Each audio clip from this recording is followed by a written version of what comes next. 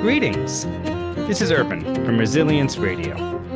I'm the host and owner of Resilience Occupational Therapy. As always, the opinions on this show are not necessarily shared by me. I like to feature a variety of different perspectives, and nothing is meant to be medically diagnostic or prescriptive in any way. Last week, I was talking with Chayah Lichtig about her occupational therapy practice, consulting and working with pediatric populations, and specifically we talked about constipation, incontinence, and continence. This week we're talking about adaptive equipment a little bit and accessibility needs for children and societal implications of that. Disability and sort of the broader societal role of people with disabilities and accessibility. I wanted to know if you had any perspectives or things you'd like to share regarding universal design and support of people with disabilities and what that means for a broader community. I do. I will say there's a lot I'm not going to speak to because I don't feel that I am the most informed or have the strongest background when it comes to disability studies, disability rights, or disability advocacy history. So there's a lot I'm not going to speak to. But I do think that questions of accessibility are really important ones. And I'll give the example that, and I'm just going to talk even about physical access right now for a second. Last spring, I was in a meeting with the team of a child that has a really complex presentation who was transitioning from early intervention. He was turning 3, transitioning from early intervention to preschool special education services. It became apparent that there was no wheelchair accessible way to go from the preschool classroom to the playground. They had devised this system by which they said, well, we'll just wheel him down the hallway. And then for this one spot, someone will carry him up the stairs while somebody else pulls his accessible stroller up the stairs. And then, because they said, oh, well, otherwise you have to take like 5 lefts and 2 rights and, and whatever it was. Neither of those is a good option. He's either going to miss half of outside time with the rest of his peers, or you've got a paraeducator who's part of a probably aging workforce who is picking this child up, which is not a dignified way to travel throughout the school, and carrying him up a flight of stairs, which puts her at physical risk and differentiates him from his classmates, right? And shows that he's not the same as his peers. He can't move through the building with his peers, right? The simple fact that he's in an accessible stroller instead of a wheelchair, which is a more appropriate seating system for a child of that age anyway, right, doesn't help matters. And this is an issue in a world that was not designed with disabilities in mind. People and with the needs of people with disabilities in mind. And when we look across our state and the aging school buildings, these big old brick buildings with these crazy fire escape hallways and, stairwells, they're just not accessible buildings, right? And these are physical barriers to the inclusion of any and all people with disabilities. Similarly, like we worked with a team that had a child with a disability, and it was made clear that they did not have an emergency evacuation plan for this child because, again, the location of this classroom was only accessible by the elevator, and this child was, had a very high BMI, and she was in a wheelchair, and she had, pretty significant spastic quadriplegic CP. Right. So it was like, and mom said, I'm not sending my child to school this way. And then they say, oh, it's parents not complying with sending their child to school. Well, you haven't created an accessible environment, right? And so I think that like the basic question of, can this person be present? You need to answer that before anything else.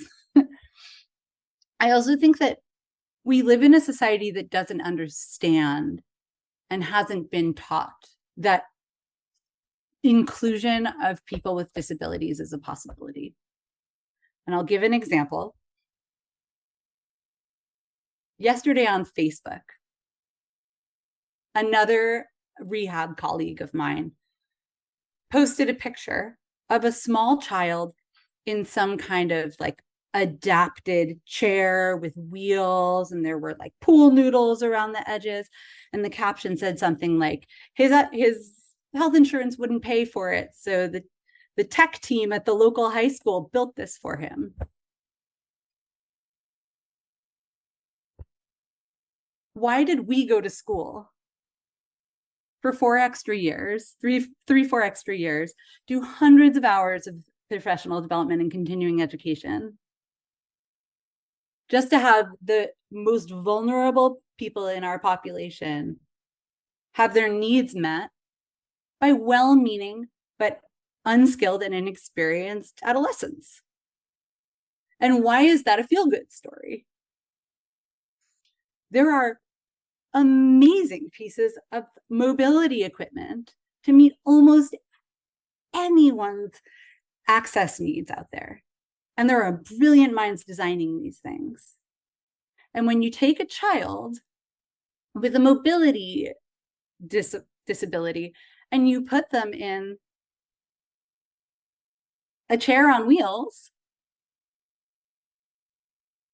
it makes them stand out. And it makes it seem like what they need and what they come to the table with doesn't have a solution in our society and within the technological options that are available. Right. So, and why are we letting our insurance companies off the hook? And I'm going to give a caveat. Mm-hmm. There are really cool programs out there, like Go Baby Go style programs, which you may have seen videos for, that create these, fabulous adapted, like little kid ATVs and kids' cars. And I work with several colleagues that run a project that does that. And it's a wonderful stepping stone for the team or family that's on the fence about whether this child is ready for power and mobility. And I'm going to say as an aside, they're ready. They deserve to be mobile just like everyone else. But if your team and your family are ready for effective power and mobility, oh my God, it's just, how is it ethical not to enable that for somebody? So what would enabling that on a societal level and integrating that so that it's not falling on the high school tech shop thing, what would that ideally look like in your mind? I mean, for one thing, an overhauled healthcare system that folks are actually getting the care that they need for the cost of the premium they're already paying. I'd be livid if I were that parent. That parent probably was livid, right? But also making sure that as we create a built environment throughout,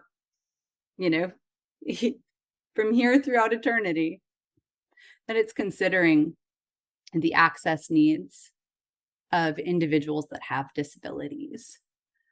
And I also think that for us as providers, there's a real impetus for us to be really, really healthcare savvy, because one last thing that I will say is that I see every day, OTs that I work with, PTs I work with, who say, well, I submitted that letter of medical necessity, which for any listener that doesn't know, it's the letter that you write that explains why you think you found the right piece of equipment, why no other piece of equipment will work, and what possible modifications or additional pieces that piece of equipment needs.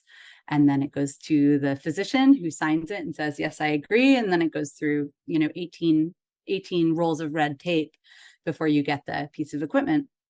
But a lot of times when I look at these letters, because folks will say, yeah, well, I sent the letter and they said no, and it's something that we can get savvy with. And I think it's our responsibility as providers to say, I'm here and I'm going up to bat for you and I'm going to help you get what you need. I'm going to know what the options are and I'm going to make sure you get the best one that's available that fits you and your child and your family. That was Chayah Lichtig.